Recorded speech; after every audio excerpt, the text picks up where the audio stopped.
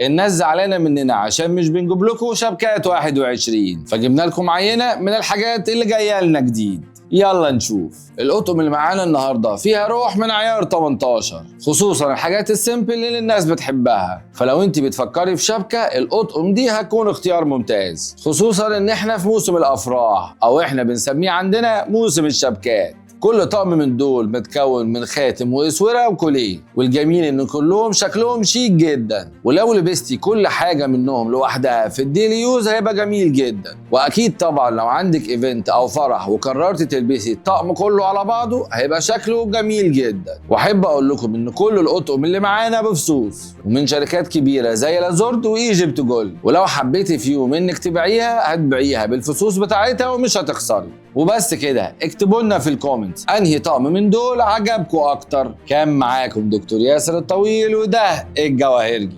سلام.